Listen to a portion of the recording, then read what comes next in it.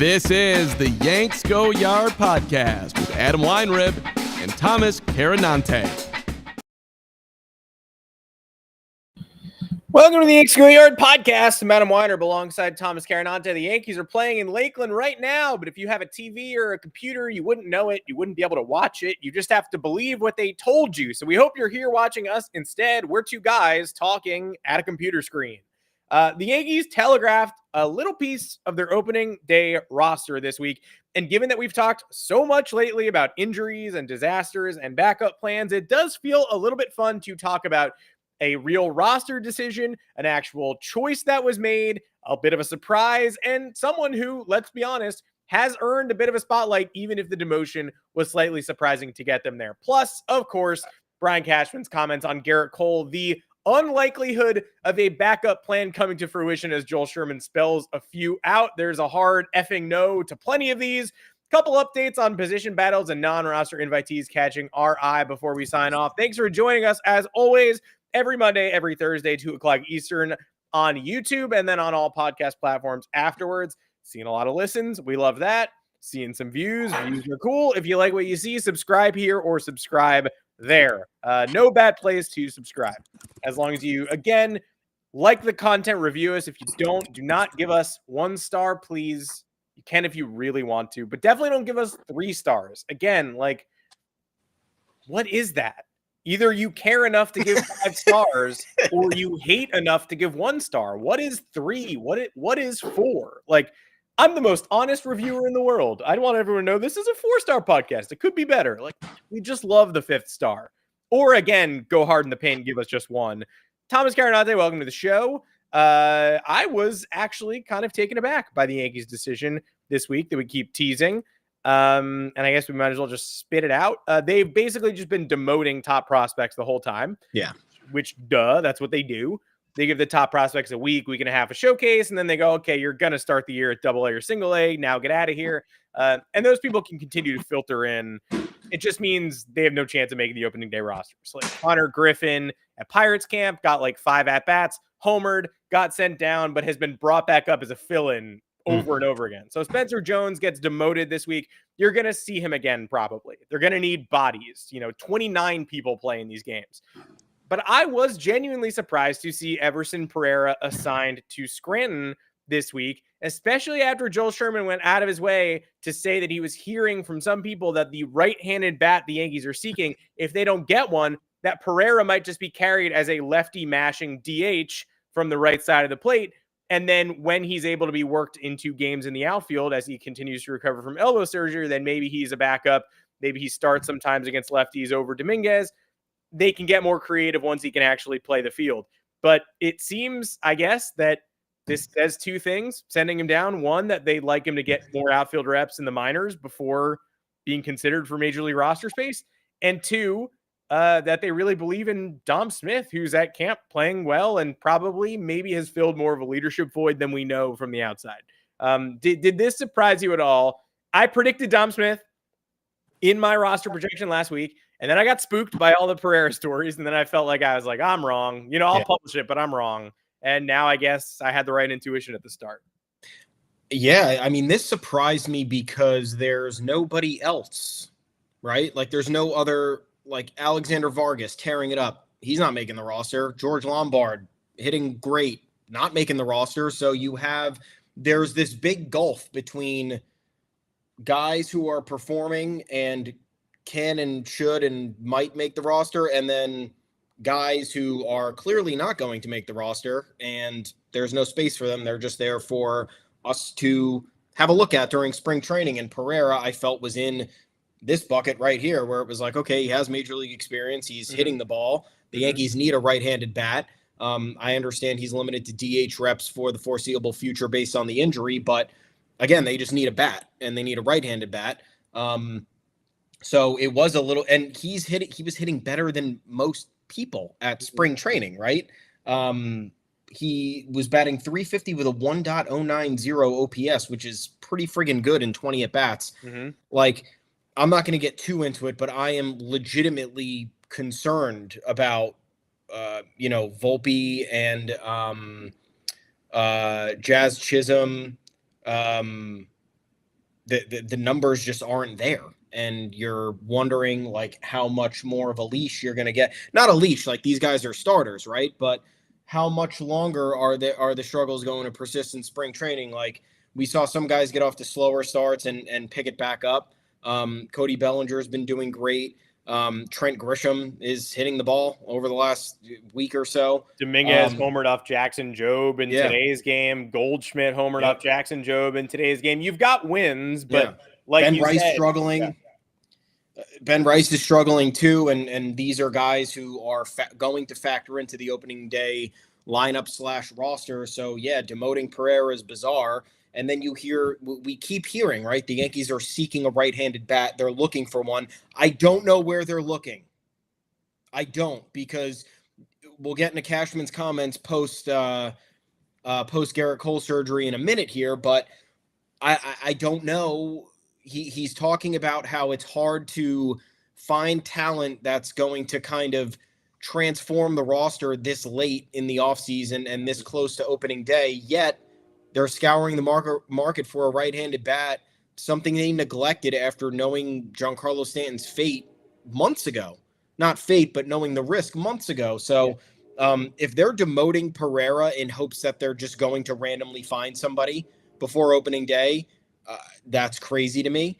If they're demoting Pereira because they want him to get everyday reps at AAA and then be graciously worked back into defensive reps as well, that's fine with me. But if you're talking about needing a right-handed bat and, it doesn't seem to me they're searching for a particular position. I think the right-handed bat just needs to be a productive individual who can, the preference would probably be third base, right? Because that's kind of an undefined area. But if we're talking about rewarding good performance, the fact that Pereira was able to come back after Tommy John surgery and perform this well in spring training while some of his peers are doing considerably worse it's another head scratcher. It puts into question how the Yankees treat their prospects and send messages to their younger guys. But on the other hand, there could be something a little bit more nuanced with the injury and how they want him to get back up to speed. Yeah, and there are players you can demote like Pereira, and there are players you can't like Oswald Peraza and Dom Smith. And so if you even want to see more of Dom Smith, same with Carlos Carrasco. Like, if you even want to see more of these guys, then you have to bring them onto the opening day roster to at least fill in while you're still undermanned. You bring up Volpe's and Jazz's struggles and even Dominguez's to a certain extent. It's just funny because we were putting together a lot of columns across the, fan side at MLB Network of players who've played their way onto the roster and players who played their way off this spring. And it was not hard to find players who played their way on for the Yankees, but impossible to find players who played their way off because all the people who were struggling the most are the guys who were definitely making the roster. So like you can write the worst column of all time and be like, Jazz Chisholm has put himself in limbo. Or you could just acknowledge the reality that there's some bad performances here, but they're guys you're counting on. So spring stats don't matter, but you want them to get better so that you don't have to think about them. And I'm going to reserve. I'm going to try to be good. Maybe I'll keep a running tally all year of things I freak out about that I shouldn't. That even as I'm freaking out about it, I know this is unnecessary and, should go into the, fandom framed wall of unnecessary freakouts, but also understandable freakouts. I'm going to try to limit these to under 10 all year. The things that don't really matter, but also bother me. But here's the first one. I'm going to fuck it up on March 13th with the first one. Yankees are looking for a right-handed bat on the trade market. Maybe third base, because Oswaldo Cabrera, we love him, but works best as a utility option. Not really a starter. Great utility option. He's going to play 120 games as a utility option, so it doesn't matter. Like, he's going to play, but as a starting third baseman on a championship caliber team, I don't know. And is this still a championship caliber team even without Gerrit Cole and with Luis Gil going to miss a lot of time? Yeah, I think it is. I had to evaluate this for a piece this week, and I was asked if my ceiling for the Yankees changed. No, I still think their ceiling is potential World Series champion that has no chance to beat the Dodgers. Yeah. It's a weird ceiling. It's a weird ceiling. I think they can win the World Series, but I think if they're matched up with the Dodgers in the World Series, they'll lose. And that's the case with Cole, without Cole, with Stanton, without Stanton. So like Yankees, Reds, they can win the World Series. World Series, they're one of not that many teams that can win it. But against the Dodgers, no way. Either way, Oswaldo Cabrera, not my ideal starter. Oswald Peraza, glad it looks like he's going to make the team, but obviously not an ideal starter either. Is the guy we were talking about as valueless a couple of weeks ago. So the Yankees are looking for this right-handed bat, right? And even Mike Axisa described what they're looking for at the last minute as a John Birdie type trade. Like a trade they swing just before opening day that fills a roster hole and maybe even strengthens the bench. That gets them John Birdie. Instead of giving you a starter. You know who you had on the roster? John Birdie. You don't have to make a John Birdie type trade if you don't non-tender John Birdie to save $3 million. So I'm using up one of my 10. I'm holding myself to it. Is this going to matter in the long run? Am I really going to be angry at the trade deadline that they don't have John Birdie anymore? No. But what did they spend the $2.5 million of John Birdie money on? I bet. Are you telling me that you wouldn't have signed Paul Goldschmidt or Jonathan Loaizaga if you hadn't had that precious $2.5 million? Jonathan Loaizaga, by the way, haven't seen him in weeks, months, years. $5 million for him, though. Is he at camp? I mean, yeah, great move. Got to take him away from the Mets if you have the chance. The Mets, Clay Holmes, by the way, just 9 shutout innings so far this spring. So Mets are doing something right. But yeah, here's one of 10. I'll hold myself to it. Let's count them up as the year goes on. John Birdie, probably not the difference between a championship and a loss and coming up short, but just an example of the Yankees' fractured process of cleaning house, saving money by ridding themselves of an asset that is valuable at a low price and then desperately seeking to backfill that asset at the end of camp when they're not available. Or you could have just kept the one you had. Even if they are available, you liked Birdie enough to go get him last year. So why don't you keep him? It's a lower stakes version of Joe Shane going, I don't value the safety position. I'm not going to sign Xavier McKinney. We'll let him walk. 1 year later, oh my God, our safeties were so bad. Let's pay Javon Holland. Like, not a bad player. Maybe Guy Rosario or whoever the Yankees get is a fine player, but like you had John Birdie on the fucking team. So there's with Julian Love too. Let's 1 of 10. Become a Giants podcast because they do the same dumb shit. It's like an infectious thing that's going across New York right now. So it's Bizarro World. They get yelled at for doing it, and Brian Cashman doesn't get yelled at enough for doing dumb stuff like John Birdie gone. I want to replace him with John Birdie. A fully Bizarro World. You have the Knicks front office making like calculated, nuanced moves that literally hasn't been the case for 25 years, and you have the Yankees and Giants who are the gold standard now. It's like, what are you guys doing? Like we sat here at the end of last offseason and we said, you know what? John Birdie is indeed a non-tender candidate, but gonna need to probably replace that athleticism and speed and versatility somehow. And they didn't. They just said, okay, Oswaldo Cabrera could be this guy, and we're banking on a healthy season from DJ LeMahieu, something we haven't seen in 4 years. So let's do it. He's a non-tender candidate for the Yankees too. Most teams with this big a budget would be able to swallow John Birdie's small amount of money. But the Yankees, we were like, well, they're going to save every cent. So obviously they'll get rid of the veteran who missed a good portion of last year who cost like bupkis. You look at the price, and again, what are they saving the money for, or what was your grander plan? Was the grander plan to go with the in-house options that were completely imperfect and undefined? And I do understand adding Birdie into that mix did make it a little bit more undefined because the guy played 25 regular season games. He was not great. He came back for the postseason. He couldn't field the position at first base, and then he immediately got injured. So I get where the problems were there, but now we're back to the drawing board looking for a player of his profile, and they're not going to be available. And again, who are you picking up at this point who is going to keep you afloat for the first 2 months of the season as all of these other areas of the roster develop or further come into focus or further define themselves? Because now it just seems like more of the same. The Yankees will be not solving a good portion of these, whether it's, the bullpen bridge to the 8th, 9th inning, whether it's the back end of the rotation, whether it's third base / left field. And then they're going to be at a position in the trade deadline where they're going to need too much stuff. And Brian Cashman is never the guy who can go into the trade deadline needing stuff. He's the guy who goes into the trade deadline looking for deals. This front office looks for deals. This front office does not say, okay, what do we value and what do we need? And what are we willing to pay for that? Mm-hmm. It's constant market analysis with this front office, which is why it's frustrating, because the market at some point, the market prices and what the market is dictating should not matter. If you need a third baseman, I'm just speaking for hypotheticals right now.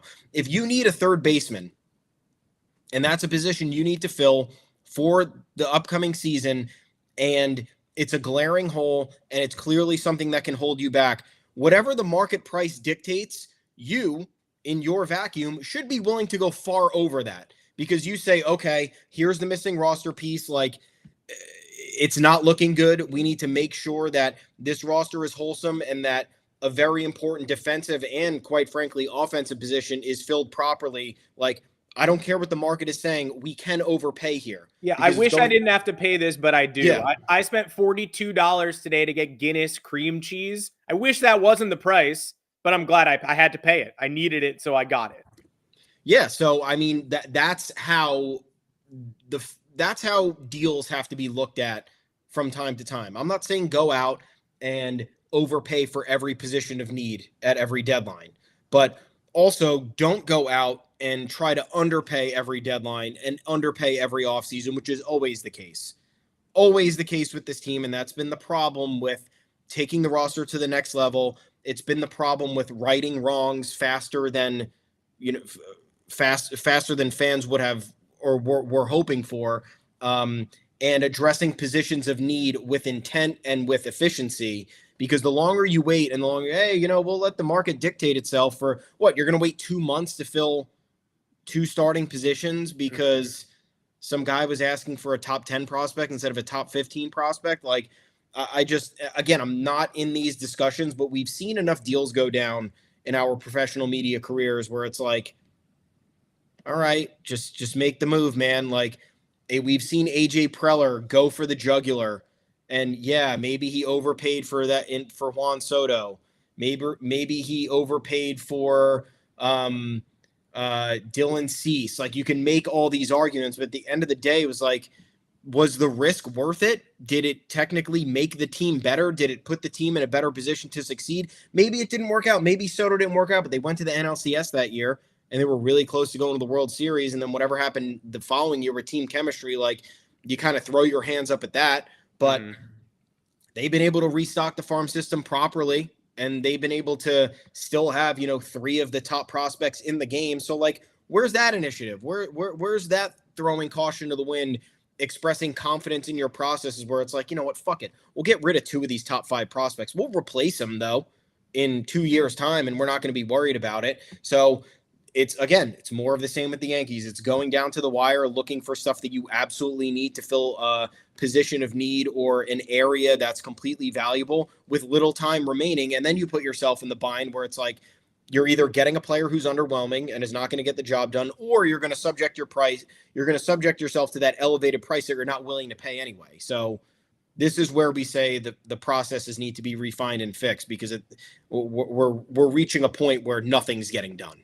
And that tremendous overpay for Juan Soto got Juan Soto to San Diego. They gave up Mackenzie Gore, good pitcher, but they don't miss him. Robert Hassel, who might be a good player this year, but they don't miss him. CJ Abrams, they definitely don't miss, wouldn't fit in that infield. And James Wood, who's a tremendous talent, but they got Juan Soto and they got Fernando Tatis Jr. in left field. So You do that every time. And Juan Soto was going to lock up there until things changed dramatically that they couldn't have predicted. Great trade. Juan Soto to the Yankees, great trade. But we need more of that from Brian Cashman. We need more willingness. Michael King is the only good player I could come up with that he's dealt in several years.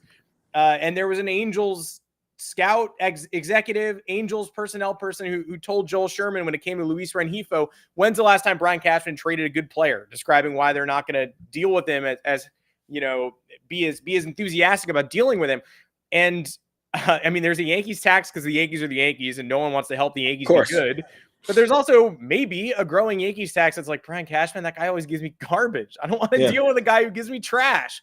Afraid to lose and continuously evaluating prospects correctly, I guess, because he's saying we don't really need Luis Medina and Ken Waldichuk. And, JP Sear is one of the best players he's traded in recent years. And that's not exactly a 5-star addition.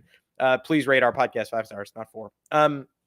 Yeah, I don't know. He really, like, I don't know why you'd want to deal with someone who you look around the league and you go, wow, that team didn't get better after Brian Cashman dealt with them. Neither did that team. That team got worse. Nobody won that trade, which brings us to his comments about the Gerrit Cole post-surgery landscape and ties right into Joel Sherman discussing it as well. We said as much on Monday's show that, I mean, what do they do from here? Everyone's asking because it's a natural next step, but there's nothing to do. You're going to be worse. Your ceiling is lower. You might get an ace at the trade deadline. You're not getting an ace right now. And we knew they didn't have money for a third baseman or a Stanton replacement or an extra professional hitter or whatever. They definitely don't have money for a pitcher because who's out there? Sandy Alcantara not really out there. Dylan Cease, Michael King definitely not out there. Eric Fetty, suggested by Joel Sherman, is a solid number 3 and is the best option on the trade market right now. He costs $7.5 million this year. That's more than 1, 2, 3. That's more than John Birdie territory. Are you able to trade Trent Grisham somewhere else so that becomes $2 million additional dollars on your payroll? What can you do? Can you get creative? Do you care to get creative for Fetty when you could just wait till the deadline and see if an ace shakes free from somebody's tree? Because always in the summer, the competition is higher, but somebody of a higher caliber shows up. Some team that was supposed to be great is bad. Zach Gallen's on the market, right? He walks next year. There's always something you're not expecting that makes itself a possibility. Maybe the Padres are terrible, or they're 17 games behind the Dodgers, and they do trade Cease and King, but they're not doing it now. So you're going to cash in assets for Eric Fetty at that price? Brian Cashman is not. And I don't know if I would either if I knew my options were somewhat limited. Everyone's going to make the Yankees overpay at the deadline, but everyone's going to make the Yankees overpay now too, because they know they're desperate. So that doesn't really change even as the competition gets ratcheted up. As Andrew Friedman always says, if you're rational on every free agent, you finish third on every free agent. Yep. True in the trade market too. But there are times to be rational and times to be excessive. And now might be the time to be rational based on the options that are out there. Joel Sherman mentioning Steven Matz, and even as he said it, he was like, do you trust Steven Matz to be a guy who give you 4 or 5 innings every couple of days? 4 runs allowed? I don't really. And that's something I think Carlos Carrasco could give me. So I'm not taking on Steven Matz's salary.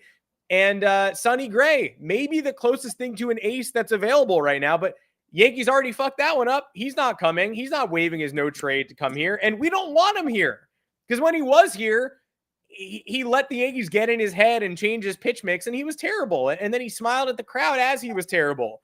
No shade to Sonny Gray, but I'm not running that back in an emergency, even if I could, and I can't because he can dictate those terms. So it's classic Yankees doublespeak.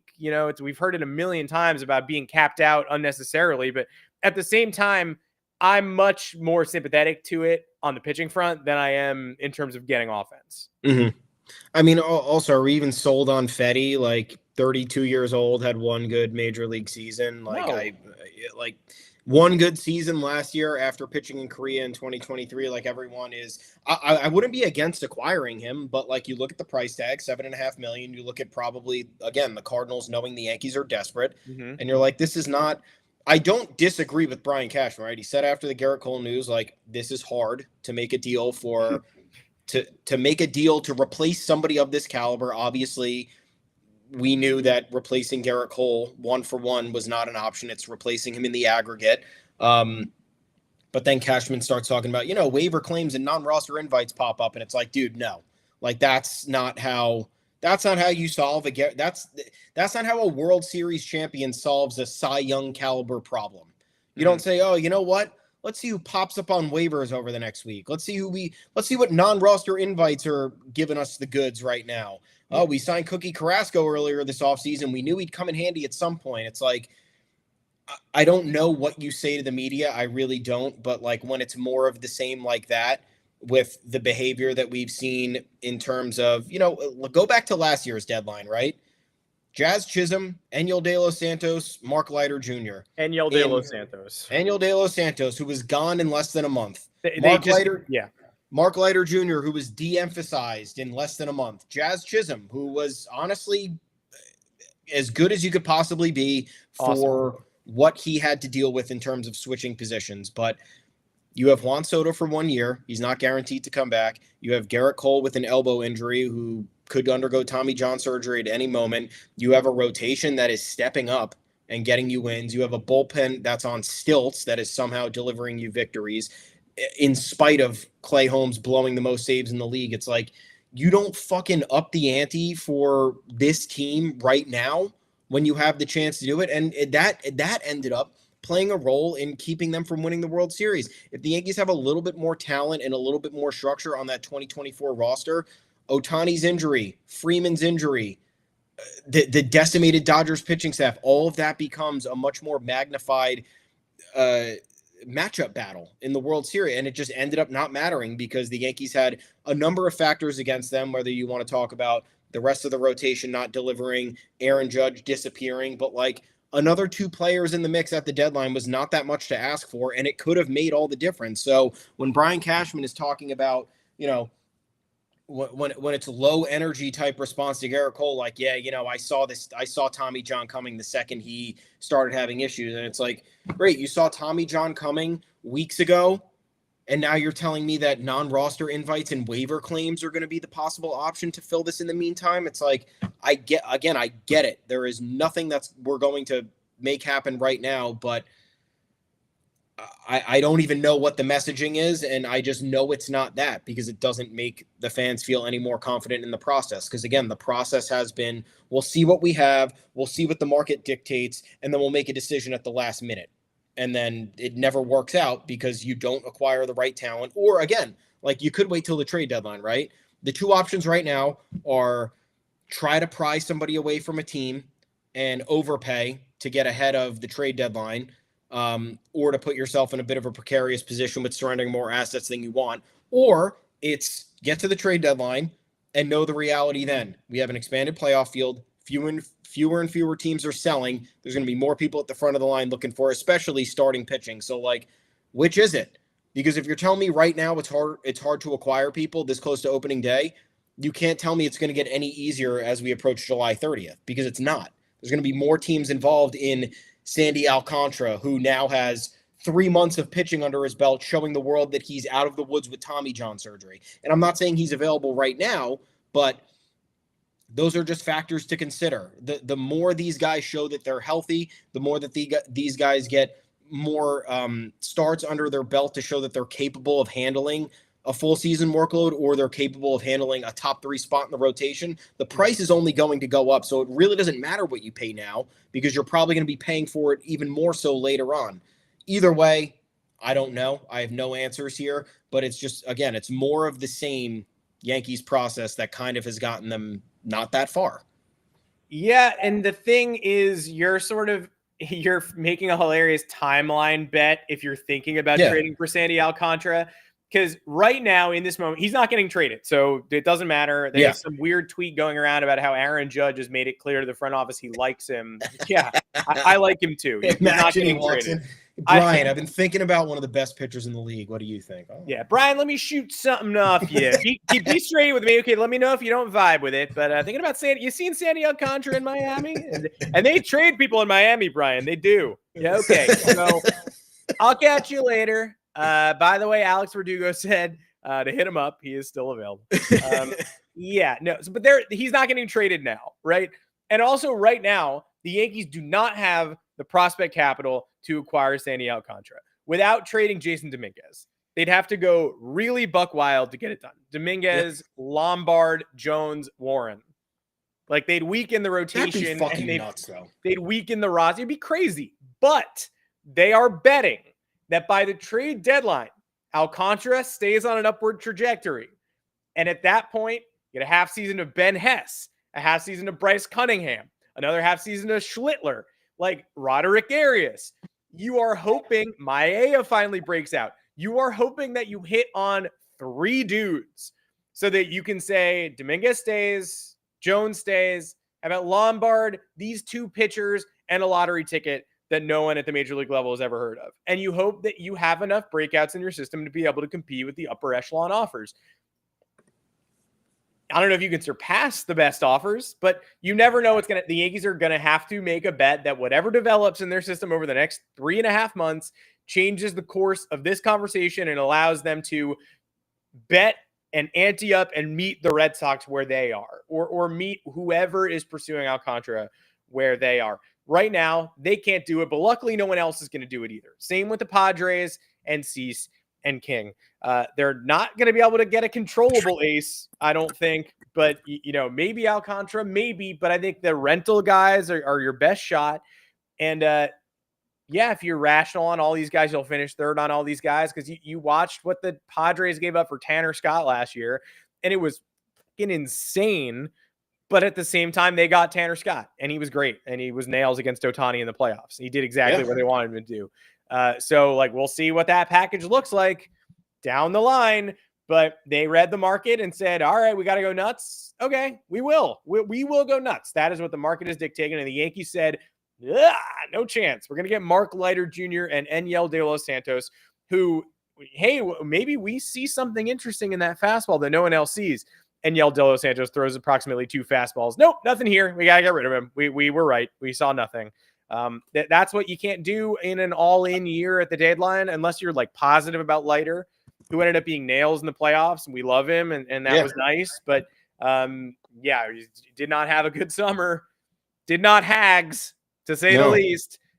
So if you're doing that in an all-in year, then you're bound to be either elated by surprises or disappointed by the more likely reality. You're not giving yourself the best chance, no matter what. Well, and what's the more likely outcome? The more likely outcome is to be disappointed, because you're never surprised. The Yankees are never surprised by young players or top prospect performances. Think of anybody in the last 15 years. There has not been a prospect that has walked through the doors and has staked their claim on a position and has held on to it for 5 to 10 years. It just hasn't happened. It doesn't happen with this team. So the fact that the Yankees cling to their assets constantly, and again, I'm not saying go trade your top 5 prospects right now, but the fact that they continue to hold on to the certain top guys who I guess they feel are more valuable than what the market is dictating, or they feel are more valuable to the Yankees' future picture.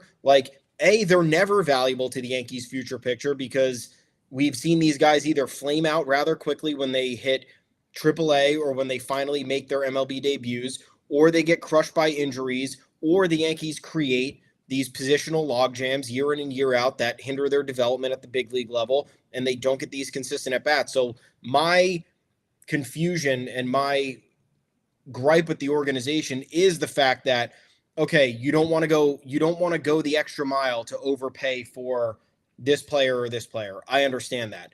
But what are you holding on to these players for? What is the plan for them? Like last year, Jason Dominguez, you're not going to trade him? Great.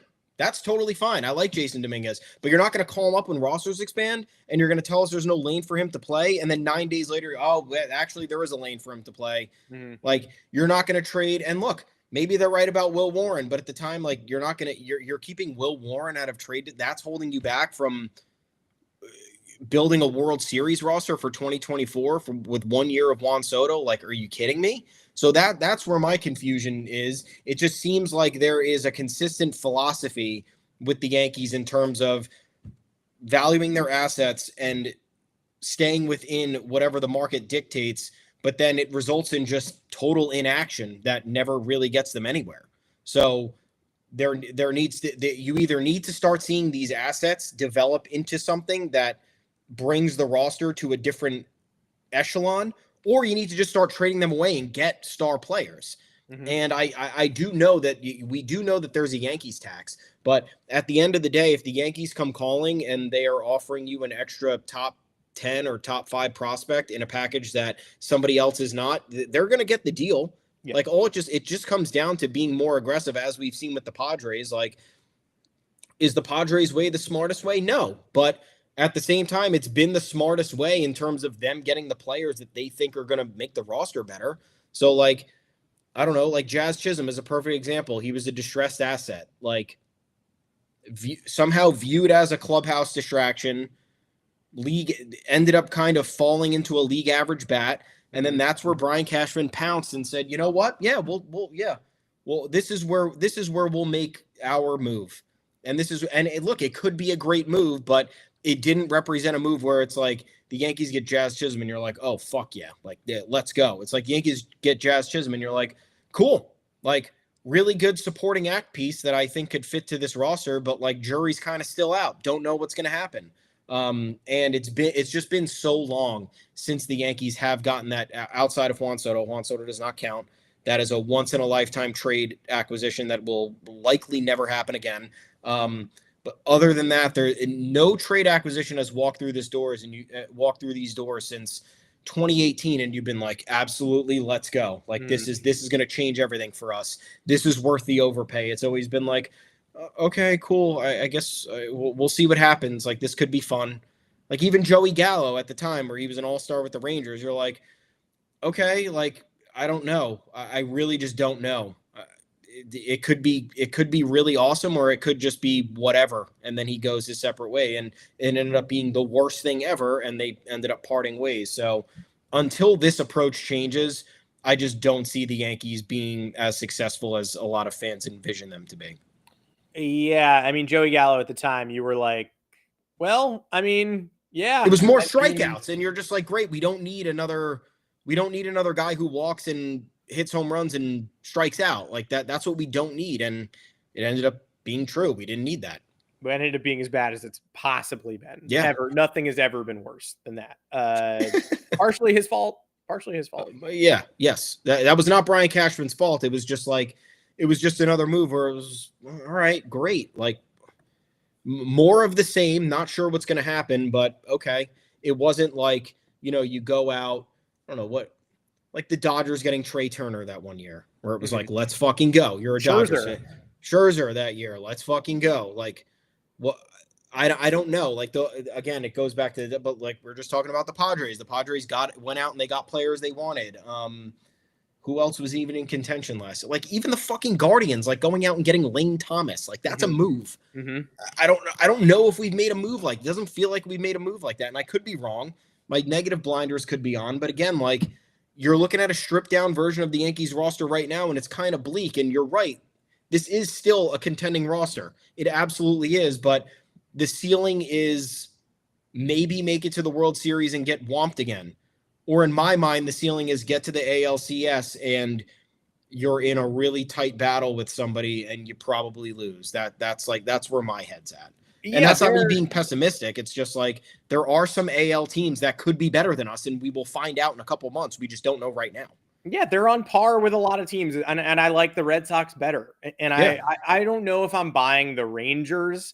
Like I hear everyone's obsessed. Like yes, they won the World Series in 2023. That doesn't get past me. But Jacob deGrom's back for how long? Nathan Eovaldi, great, for the whole year. We sure. Rest of the rotation, we sure about that. Lineup is great, but I thought lineup was great last year. Wyatt Langford, Evan Carter, are they what we thought they would be or what they are? Like, I can see it, but I'm going to pick the Astros till proven otherwise. I think the Yankees are on par with all of those teams, but I think that the Yankees and Red Sox and Guardians and Rangers belong in the same conversation, but they are definitely back in the pack. There are 7 AL teams that could be better than the Yankees. We laughed at people saying they're an Aaron Judge toe stub away from being the White Sox last year. 1, no, they're not. And B, no team would be as good as they could be without their 3 best players breaking. Huge, massive, crazy, earth-shattering news. But yeah, I think they're somewhere towards the top of the league, and where they could be anywhere from best AL team to 8th best AL team, and it wouldn't really surprise me all that much. And that's even as currently constructed without talking about further deterioration. So we'll find out. If you're in a position to make a big impactful deadline move, you probably should. Right now, in terms of the other position battles that we're looking at on the roster, I mean, not too much movement, honestly. The guys who need to perform because they're out of options or at least look competent so that they could either be traveling north with the team for opening day or traded are doing so. Oswald Peraza looks fine.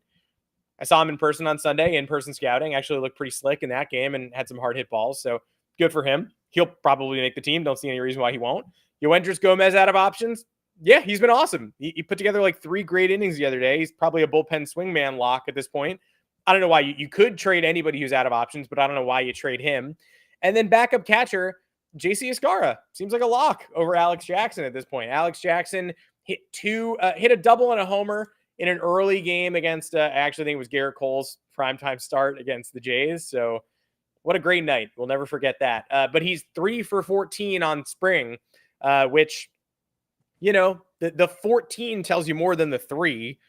They're barely giving him opportunities. He's a non-roster guy. He got traded over with Fernando Cruz, who continues to be very weird. Came in today, double, strikeout. So that's pretty much in line with the guy we got, where their reputation was like crazy strikeout stuff. Also very inconsistent. It's like, well, what does that look like in real life? Oh, exactly this. But Jackson, 3 for 14.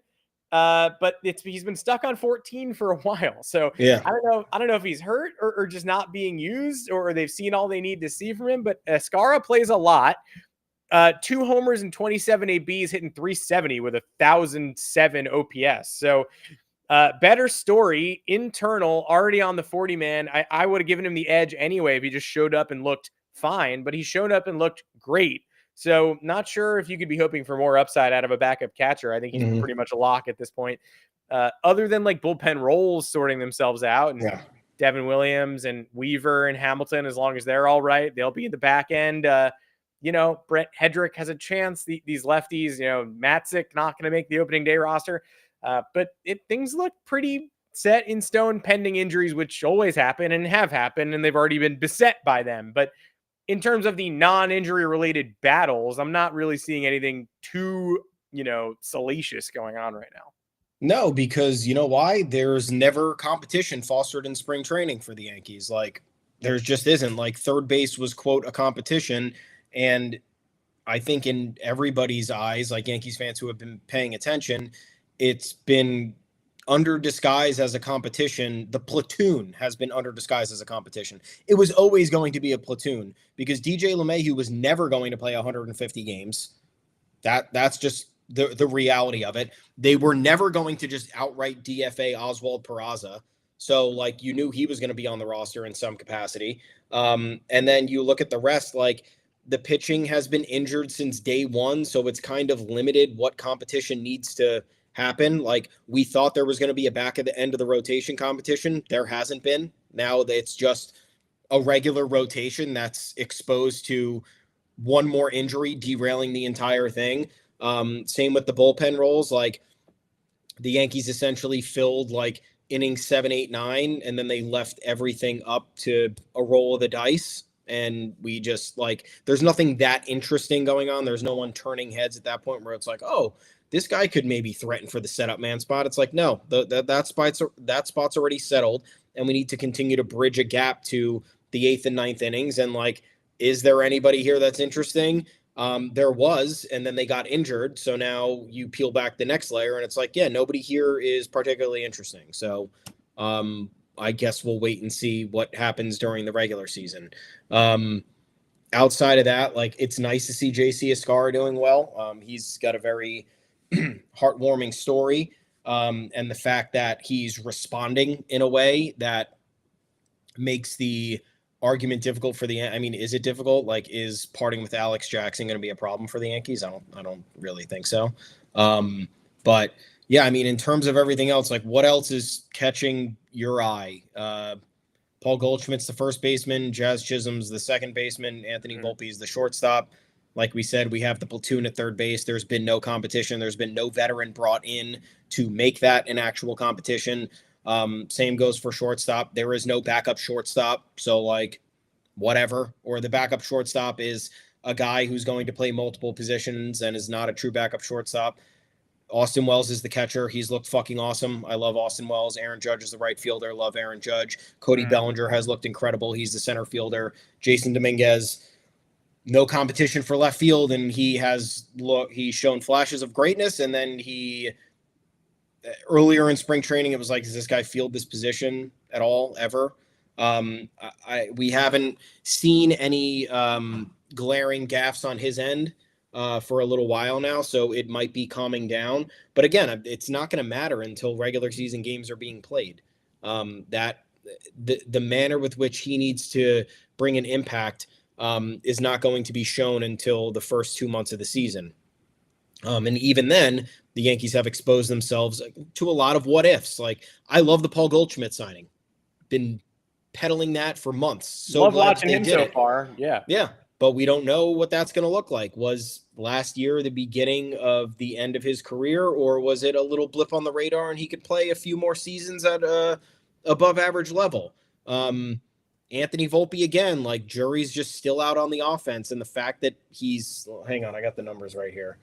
The fact that he's hitting 167 with a 586 OPS and has struck out 11 times in 30 at bats, it's like, that's to me more of the same that we've seen over the last 2 years. Yeah, I don't want the numbers there. I'm good without the numbers, actually. Yeah, I'm not getting on Anthony Volpe. Like, I don't think spring training matters for the most part. Like, we've had this discussion a million times, but when the spring training numbers are mirroring the concerning production that you've had for 2 straight years now, like, that doesn't have me, with the foam finger getting ready for opening day. That has me, like, with concerns in the back of my mind. And you leave third base completely up for grabs. You leave left field completely up for grabs. And, I don't necessarily disagree with leaving left field for Jason Dominguez to claim the position, but, like, the fact that you claim it as a position battle, quote, and then there's nobody competing for reps out there, it's like, then what are you even saying? You're not saying anything. You're not lighting a fire under anybody. You're not creating that. You're not fostering that competition that allows people to dig deep and bring out the best in themselves. So it's an underwhelming Yankee spring training for me. It is. I'm glad most of the positions are filled. I'm glad Jazz Chisholm is back to second base. I'm glad Austin Wells could potentially be the leadoff hitter. I think that's awesome. Mm-hmm. I'm glad Aaron Judge is back comfortably in right field. I'm glad the Cody Bellinger trade is shaping up to be something that I think we've all imagined, right? All around good player. Like, is he going to be MVP level? I don't think so, but he's going to be a very good defender, and he's going to be a threat in the batter's box. So there's a lot of good things to consider. And look, glass half full, Giancarlo Stanton's injured, fucking sucks, but now we can get more flexible with the DH position. Let's see who can capture some more reps throughout the first 2 months, and maybe that determines another position battle. Starting rotation, Gerrit Cole's down. Okay, that also sucks, but let's see Will Warren step up. Let's see Carlos Rodon maybe slide into that number 2-3 role with a more definitive profile. I don't know, but again, like, haven't really been super encouraged by anything, not really getting super discouraged by anything. It's one of those things. It's like, just get me to opening day and let's see what we have, please, because there's not enough here for me to draw any conclusions or, like, feel particularly good or bad about anything. It's true. But I am enjoying watching Paul Goldschmidt. I'm enjoying watching select folks. I'm enjoying watching Max Fried. Watching Andrew Chafin struggle today after the Yankees did not sign him was interesting. It's not been the most distinguished or exciting spring training. Non-roster invitees like Dom Smith, I've very much enjoyed. I hope he has an actual impression on this roster after cracking 20 doubles for the Red Sox in a limited duty last year. No matter how long he stays, I do think he's an interesting leader. Jeff Hartlieb, 5 games, 5 1/3 innings, 6 Ks, no runs, nothing, 0.38 whip. Like the shape on his fastball, like what we're seeing from him. Not going to start the season on the roster, though, and most of these roles are already predetermined. So now it's just about a guy like Volpe remembering October and a guy like Jazz Chisholm staying healthy for 160 games and hopefully focusing on offense again, doubling down instead of thinking about having to play third base. The most classic Yankees thing ever would be to end up moving him back there at a certain point, like getting a second baseman at the deadline instead of a third baseman and being like, remember last year? Because right now what I need is just a full season of him being normal, of him and Volpe being keystone up the middle. Volpe's dad bought a dual signed baseball card for Jazz and Volpe. Like that is what I need. I don't need shifting. I don't need uncertainty. I definitely don't need dual sign. Was that in Top Series 1? Yeah, it was like a double signed patch. Wow. Yeah, it was really cool. That's awesome. Out of my price range, but apparently not out of the Volpe family. Mr. Volpe. Yeah, Mr. Volpe, the guy trolling eBay. If you've got a sale, check it. Message the man who buys it. See if it's Anthony Volpe's dad, or maybe Volpe himself. Who knows? Or Jazz, who appears to want these kinds of things. Overall, end spring training now. 2 weeks before opening day. Games not necessary. No more games. refund the fans who are traveling down there. Just let's get everybody to opening day. Let's make the games matter. Let's get everybody the work they need to do off the field. And let's have ourselves a baseball season. It's going to look different than we thought it might, but it might be fun anyway. Thank you for joining us. I'm Adam Weinrib, alongside Thomas Carannante. You can find me on Twitter at Adam Weinrib. You can find us on yanksgoyard.com. You can find the podcast on all platforms, and you can find it on YouTube at 2 o'clock Eastern every Monday, every Thursday throughout the regular season, and live when we need to. Thomas Carannante, where can the people find you? At Tommy's_takes. We are both at the official Yanks Go Yard account at Yanks Go Yard FS. Thank you guys for tuning in today. Please like and subscribe to the YouTube channel. It's very helpful. It's very cool. Like Adam said, 5 stars or 1 star. 5 stars, very nice. 1 star, if you're going to do it, better be a really good, bad review, because that's what I like to read. Head on over to yanksgoyard.com. All of the content is there for you guys to read about. There is endless stuff. A lot of spring training discussion, opinionated articles, speculation. It's all there. A lot of stuff happening with the Yankees, a lot of stuff to consider before opening day, but we are officially 2 full weeks out. It's 2 Thursdays from now, right? March 27th. Yankees Brewers. That'll be it. A very good historic battle on opening day between 2 interleague teams. Love the MLB schedule. Thanks, Rob Manfred. But until next time, have yourselves a good weekend. We will talk to you on Monday, 2 p.m. Eastern live right here. Go Yanks. Wrap up spring training. Let's do this. Let's wrap it up sooner rather than later. We'll see everybody back here on Monday afternoon. Until then, take care.